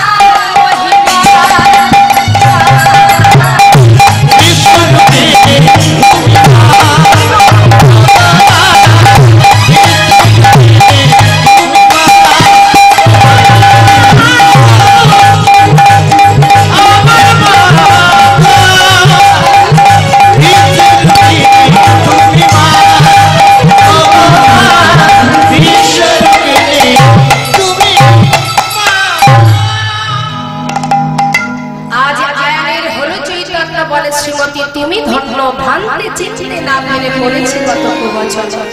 আয়ান পরাজিত হয়ে যখনই চরণটা জড়িয়ে ধরলে রাধারানী, রাধারানী স্বল্পে বলে উঠলেন মা যোগমায়া ভেবে দেখ রে সুতাপা, তুই কে ছিলি আর আমি কে ছিলাম। সেই পুরবের কথা স্মরণ করানোর জন্যই আজ আমার এই রূপ ধারণ করা। এদিকে জটিলা কুটিলা সেই রূপ দর্শন করে ছুটে গিয়ে করজোড়ে বলছে রাধে আমার অপরাধ হয়েছে, তুমি ক্ষমা করে দাও। এতদিন তোমাকে ঘরে বেঁধে রেখেছিলাম ঘরের মধ্যে রাধা গোবিন্দের যুগল দর্শন পাবার জন্য, কিন্তু আজ যখন আমাদের ভুল ভেঙে গেছে শুধু তোমার কাছে একটা নিবেদন, যেখানে তুমি যাচ্ছ যাও, অন্তত পক্ষে শেষের দিনে অন্তিম সময়ে যেন সেই যুগল আমরা দর্শন পাই। তাই বল হরি বল। সবার কাছ থেকে বিদায় নিয়ে এবার রাধারানী সখী বেষ্টিত হয়ে চলে গেল মা দ্বারকা প্রভাসের তীরে। সেখানে বিশাল যজ্ঞগার তৈরি হলো। এদিকে গোবিন্দ আমার যজ্ঞগারে বসে যজ্ঞ করবেন বলে বসেছেন, আর এদিকে সর্বমত্ত পাতালে সবাই চলে গেল। কিন্তু সবাই তো আগে গেছে, খবর পেয়েছে আগে, তাই সবাই আগে চলে গেছে। অবশেষে খবর পেয়েছে বৃন্দাবনবাসী, তারা যখন এসে পৌঁছালো তখন ওই যজ্ঞের যে চারটে দ্বার চারটেই বন্ধ হয়ে গেছে। হরি বল। চারটে দরজায় বন্ধ, আর ঢুকতে পারছে না। এক এক দ্বারে এক একজন দাঁড়িয়ে আছে। প্রথম দ্বারে দাঁড়িয়ে আছে মা যশোমতী, দ্বিতীয় দ্বারে দাঁড়িয়ে আছে সখাগণ, তৃতীয় দ্বারে নন্দ উপানন্দ, আর চতুর্থ দ্বারে রাধারানী অষ্টসখীগণ। চার দ্বারে লেখা আছে প্রবেশ নিষেধ। এদিকে শ্রীমতী রাধারানী সখী বেষ্টিত হয়ে যেই না এসে দ্বারে দাঁড়িয়েছে বাবা, তখন দ্বারপাল বলছে কে তুমি, কোথা থেকে এসেছো তোমরা? দেখতে পাচ্ছ না লেখা আছে প্রবেশ নিষেধ? আর ভিতরে প্রবেশ করতে গেলে এইভাবে গেলে হবে না, শুদ্ধ বস্ত্র পরিধান করতে হবে, গঙ্গায় স্নান করতে হবে, তারপরে ভিতরে যেতে পারবে। সখীরা মৃদু হেসে বললেন আহা, যেতে বলিস গঙ্গা স্নানে, শুনে হাসি পায়। যার চরণে ত্রিবেণীর উদ্ভব সে ধরে রাধার পায়। হরি বল হরি বল। এই যে ছিছি বলতে লজ্জা হয়, বলতে লজ্জা হয়, ছিছি বলতে লজ্জা হয়, বলতে লজ্জা হয়। এই যে ও তার অনেক ওই রমণী, আহা হা রানী রাজা, ওই রাজার রাজা, ওই ধরে ছিল ওই রমণীর কাছে। বলতে লজ্জা হয়, বলতে লজ্জা হয়, বলতে লজ্জা হয়। ছি ছি ছি। আমি বলি শোনো শোনো, এই যে ও দ্বারপাল,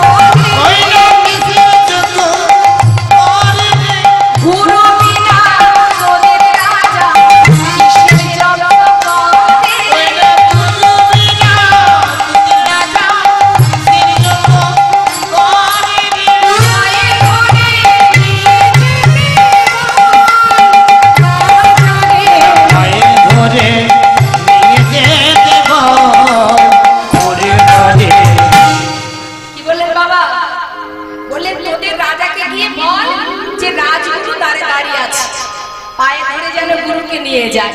গুরু ছাড়া কি যোগ্য হয়? কেমন তোদের রাজারে যে গুরু বিনা যজ্ঞ করে? এমন সময় দ্বারপাল দেখে তো অবাক যে একটা রমণী কিনা আমাদের রাজার গুরু মুখের দিকে তাকিয়ে আছে, হা করে তাকিয়ে আছে, বলছে দাঁড়িয়ে থাকিস না, যা যা, যার কথা বলছি আমরা তাকে দিয়ে বল সে যেন তার গুরুকে বরণ করে নিয়ে যায়। হরি বল। আর এদিকে মা যশোমতীর অবস্থা কি বাবা? দ্বারে এসে দাঁড়িয়েছে। দাঁড়িয়ে আমি অনেক কষ্ট করে এসেছি, আমাকে একটু ভিতরে যেতে দে। দাঁড়ি বলছে এই কাঙালিনী, কোথা থেকে এসেছিস? যা যা, এখানে লেখা আছে প্রবেশ নিষেধ, এখানে তো যাওয়া হবে না। বারবার তাকে সরিয়ে দিয়েছে। মা যশোমতী বলছে দেখ, আমি সুদূর বৃন্দাবন থেকে আসছি, আমাকে একটু ভিতরে যেতে দে। আমি যে আমার গোপালের জন্য এসেছি, জানিস আমার গোপাল কতদিন হলো ক্ষীর সর ননি মাখন খাইনি, আমাকে একটু ভিতরে যেতে দে। দাঁড়ি বলছে দেখো পাগল একটা ভিখারি কাঙালিনী, সারা গায়ে নোংরা, আরে এ কেন ভিতরে যাবে? না না, ভিতরে যাওয়া হবে না। দেখ আমার গোপাল না খেয়ে আছে।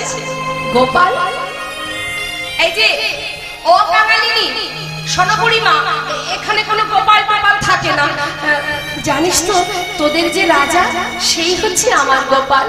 আরে আমাদের রাজা, তার মা এমন ভিখারিনী হবে কেন? তার মা তো হবে রাজ রানী, রাজমাতা।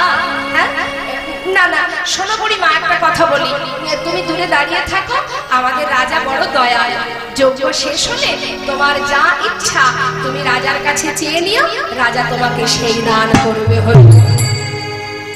মা যশোমতী বলছে জানিস আমি কিছুই চাই না, আমি শুধু একটিবার আমার গোপালকে দেখতে চাই, একটিবার আমাকে ভেতরে যেতে দে, আমার গোপালের জন্য ক্ষীর সরে দিচ্ছি। আমি তো গোপালের জন্য কাঁদতে কাঁদতে আমি নিজে আর ক্ষীর সর তৈরি করতে পারি না, তাই ব্রজবাসীর কাছ থেকে চেয়ে এনেছি, আমায় একটু ভেতরে যেতে দে। কতদিন আমার গোপাল ক্ষীর সর ননি মাখন খাইনি। দাঁড়িয়ে আমি আর কিচ্ছু চাই না, আমার কোনো কিছুর অভাব নেই, শুধু একটা বার আমায় ভিতরে যেতে দে। যতবার এগিয়ে যাচ্ছে ততবার ঘাড় ধাক্কা দিয়ে সরিয়ে দিয়েছে। শোন বুড়িমা, যদি ভালো চাস দূরে বসে থাক, আর যদি তা না চাস এই চাবুক দিয়ে কিন্তু আমি তোকে আঘাত করব। আঘাত যদি করতে চাস তাহলে আমার পিঠে আঘাত কর, কিন্তু আমার হৃদয় মন্দিরে আমার এই পক্ষ মাঝে যেন আঘাত করিস না। কেন জানিস, বহুদিন ধরে আমি আমার গোপালের জন্য আশা করে বসে, আমি যে আমার গোপালের জন্য এই ক্ষীর সর ননি মাখন এনেছি, আমাকে আমার পক্ষে যেন আঘাত করিস না। আঘাত যদি করতে হয় আমার পিঠে আঘাত কর। বারবার যতবার এগিয়ে যাচ্ছে ততবার তাকে সরিয়ে দিচ্ছে। অবশেষে চাবুক নিয়ে যখন আঘাত করতে শুরু করলো, এমন সময় মা যশোমতী ওই গোলায় গড়াগড়ি দিয়ে চিৎকার করে কাঁদছে,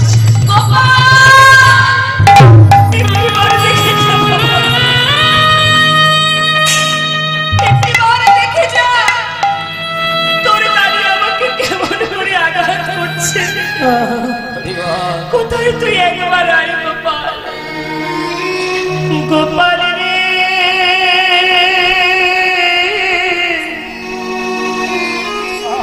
সারা দে গোপাল,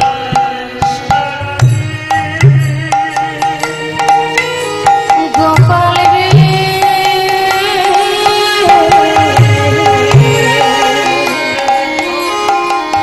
সারা দে গোপাল, সারা দে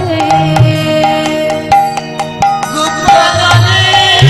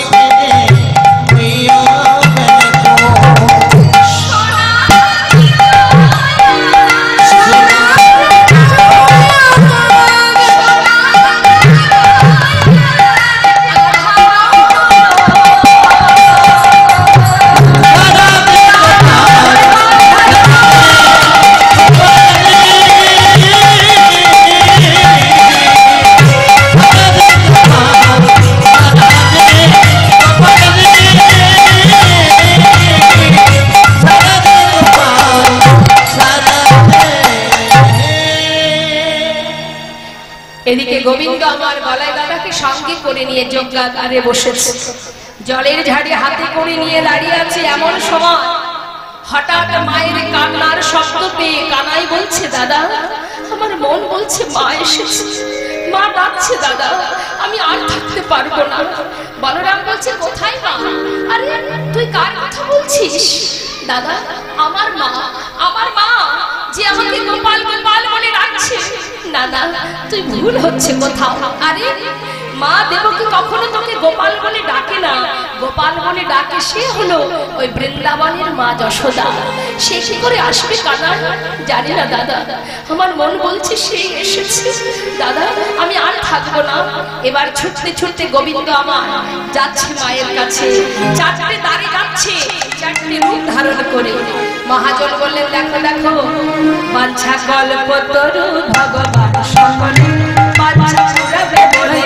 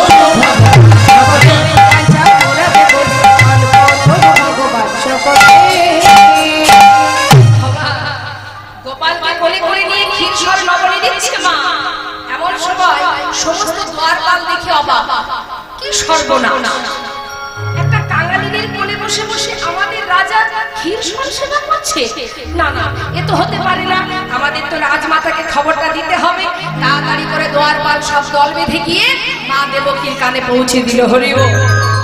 মা দেবকী যখন শুনলেন যে বৃন্দাবন থেকে যশোদা এসে তার আশ্রমে কোলে করে ননি খাওয়াচ্ছে, মা দেবকী ছুটতে ছুটতে এসে যশোদার কাছে এসে কোল থেকে কানাইকে টেনে নিচ্ছে, হাত ধরে টানছে, কৃষ্ণ আমার, কৃষ্ণ আমার।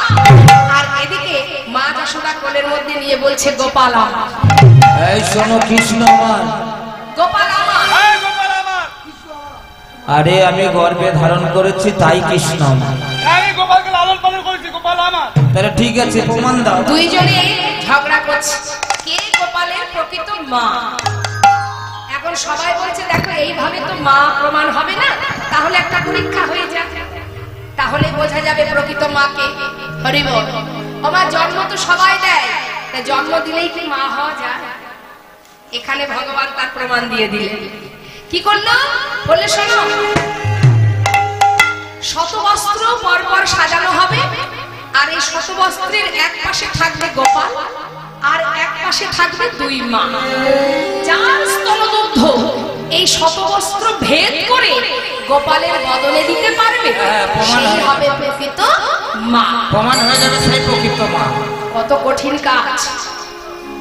এখন দেবকী তো অহংকারে গর্বে বুক ফুলিয়ে বলছে, আমি সন্তানের জন্ম দিয়েছি, আমি তার প্রকৃত মা, আমি তার প্রকৃত মা।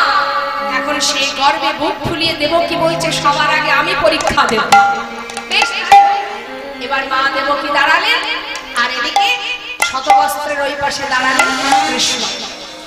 এবার মা গর্বে অহংকারে, যেখানে অহংকার থাকে সেখানে ভগবান থাকে না। কারণ ভিতরে যদি অহংকার জন্মায় জানলেন সেখানে ভগবান নেই। তা আজ মা দেবকীর অহংকার হচ্ছে কেন?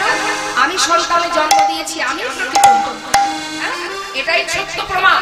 তাই মা গর্বে বুক ফুলিয়ে এবার ছেলেকে প্রমাণ করাচ্ছে যে এটা আমার সন্তান। কি করছে?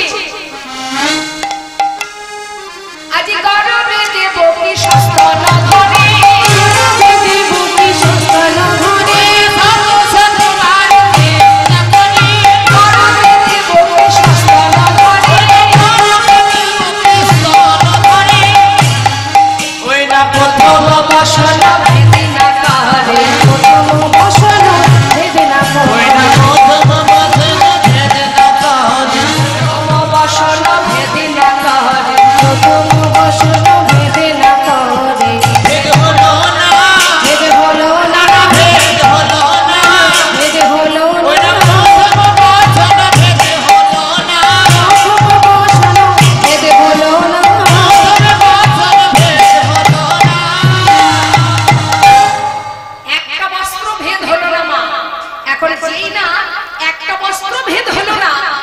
সবাই মিলে বিধান দিলেন, তাহলে দেবকী তুমি তো পরীক্ষা দিলে, এবার আসবে যশোদা, তার পরীক্ষা হোক, তবেই তো বোঝা যাবে প্রকৃত কে মা।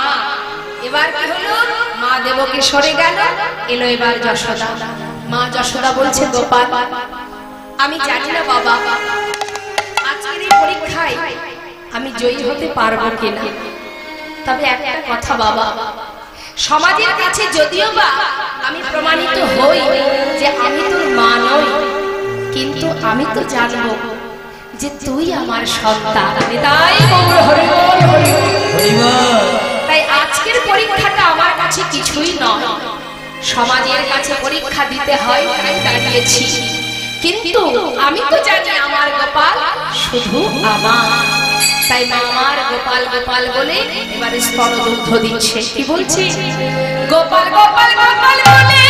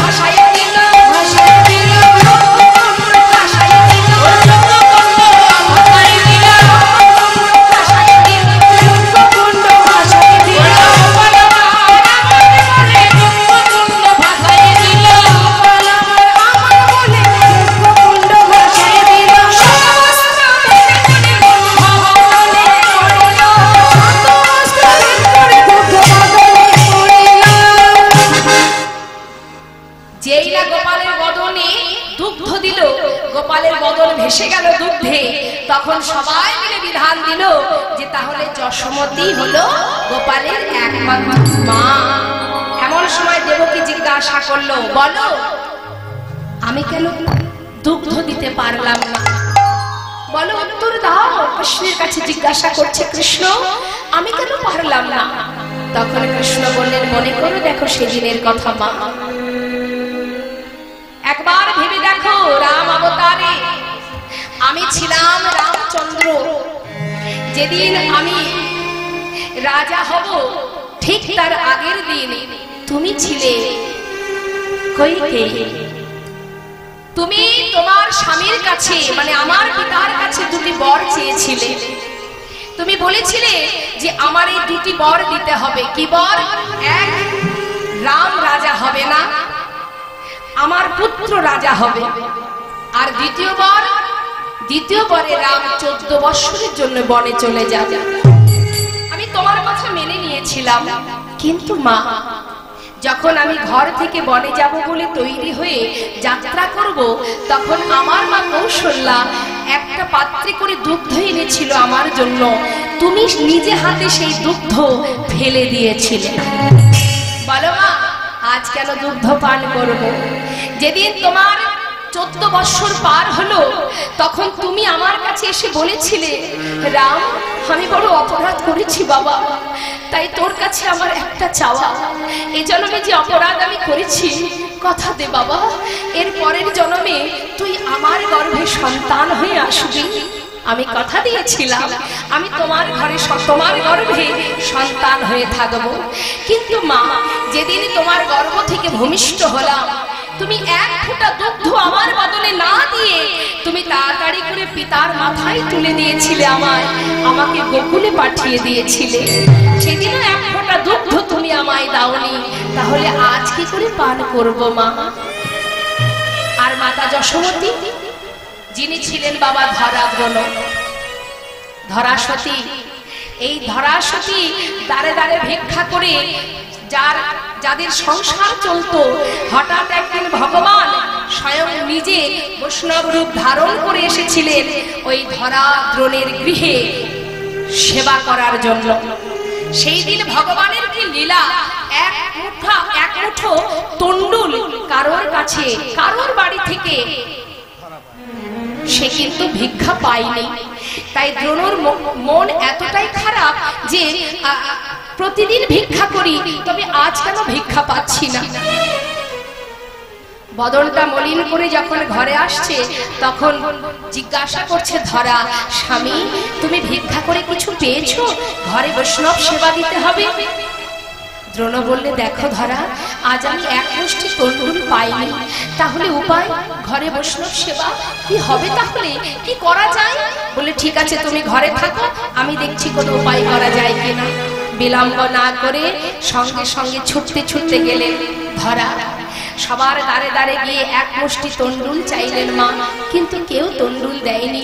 মনে মনে চিন্তা করলেন, ঘরে আমার অতিথি নারায়ণ, আজ যদি আমি সেবা দিতে না পারি তাহলে এই মুখ নিয়ে আমি আর ঘরে ফিরবো না, নদীর জলে নিজেকে বিসর্জন করে দেব। ছুটতে ছুটতে যাচ্ছে নদীর ঘাটে, ভগবানের এমনই লীলা, একটা মুদির দোকান পেতে বসে আছে ওই নদীর ধারে। মনে মনে ধরাসতী চিন্তা করলেন, একটা কাজ করি, দোকান থেকে কিছু তন্ডুল ধার করে নিয়ে যায়, কাল এসে না হয় দাম দিয়ে যাও। তাই দোকানে এসে বলছে, দোকানদার আমাকে কিছু তন্ডুল দেবে, ঘরে আমার অতিথি, আমি তাকে সেবা দেব, সেবার বেলা বয়ে যাচ্ছে, কিছু তন্ডুল আমায় ধার, কাল এসে তোমায় দাম দিয়ে যাব। তখন দোকানদার বললে, দেখো এইভাবে ধারে তো বেচা কেনা করি না, যদি তুমি কিছু দাও তার বিনিময়ে তোমায় তন্ডুল দিতে পারি। আমার কাছে তো কিছু নেই, আছে, আমি যা চাইবো তোমাকে দিতে হবে, পারবে দিতে? বেশ, যদি আমার কাছে থাকে আমি অবশ্যই দেব, দিতে পারবে মা? তাহলে শোনো, যদি দিতেই হয় তোমার একটি স্তন কেটে তুমি আমাকে দাও। তখন ধরা বলে, দেখো দোকানদার, স্তনের অধিকার একমাত্র সন্তানের থাকে, কিন্তু আমি তোমাকে দেব কেমন করে? বেশ, আমি দিতে চাই, তবে তার আগে তুমি যদি আমাকে মা বলে ডাকো। বেশ, দাও মা, এই দেখো দুটি হাত আমি তোমার দিকে বাড়িয়েছি, দাও মা, একটি স্তন কেটে তুমি আমায় দাও।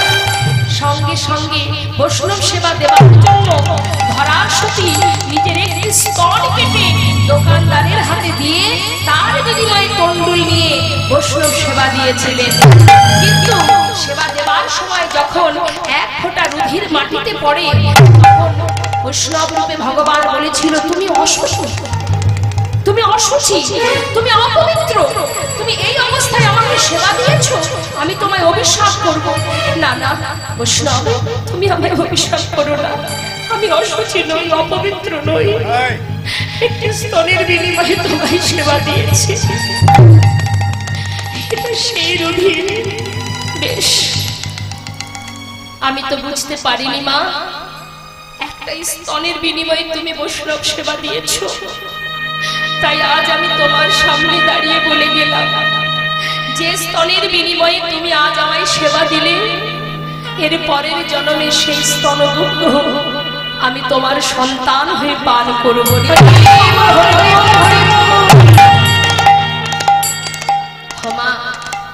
সেই জন্যই তো আজ তোমার স্তন দুগ্ধ পান করলাম। সন্তানের প্রমাণ হলো কোনটি মা? জন্ম দিলেই মা হওয়া যায় না, যদি অহংকার থেকে থাকে তাহলে ভগবানকে পাওয়া যায় না। আজ মা যশোমতী গোপালকে কোলে ক্ষীরসর নবনী সেবা দিচ্ছে, আর এদিকে কি হলো? মা শ্রীমতী রাধারানী সখী বেষ্টিত হয়ে বসে আছে, আর এদিকে গোবিন্দ আসছে।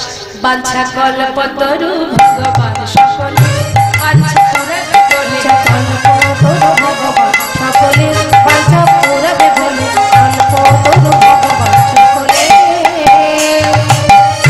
কি করছি? গোবিন্দ আসছে কেমন ভাবে? মধুর রসে সখীগণ দেখিতে পাইল, মধুর রসে সখীগণ দেখিতে পাইল, মধুর রসে সখীগণ দেখিতে পাইল, অভিমানে কমলিনী মদভাবে খাইল, অভিমানে কমলিনী বদলকে খাইল।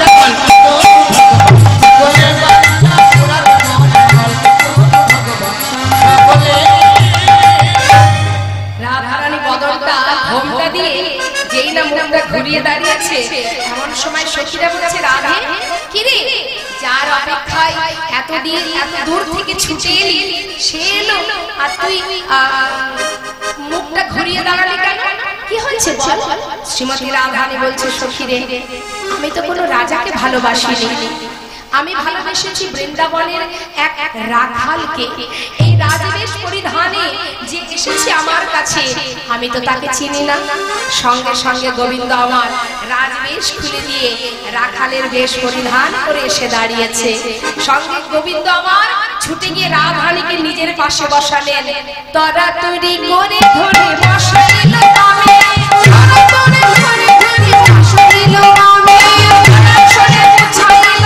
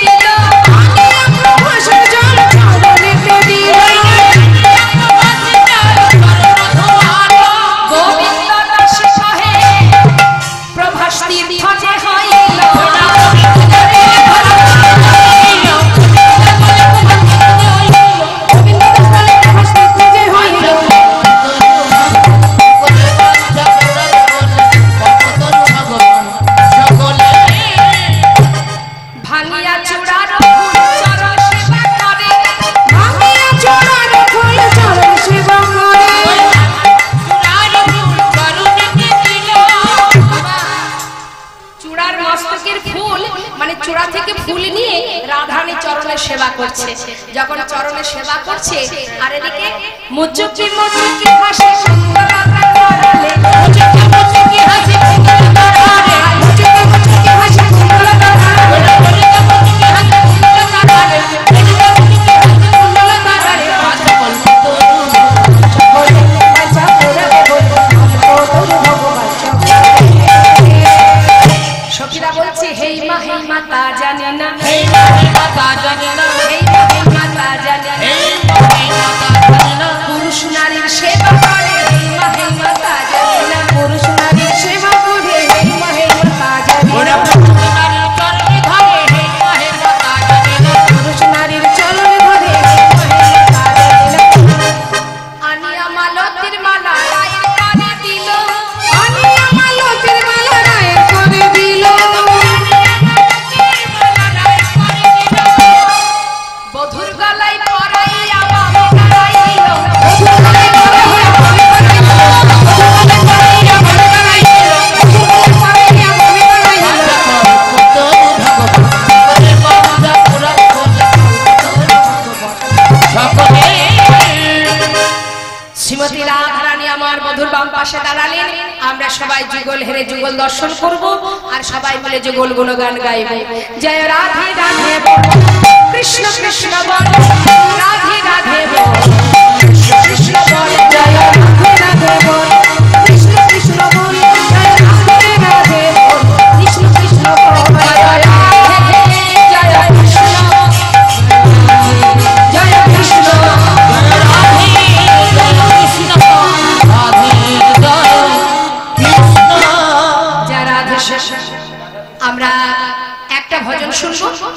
নিতাই গৌর জয়ধ্বনি করবো। নিতাই গৌর হরি বল হরি বল। আবার আগামীকাল আমরা সবাই একত্রিত হব।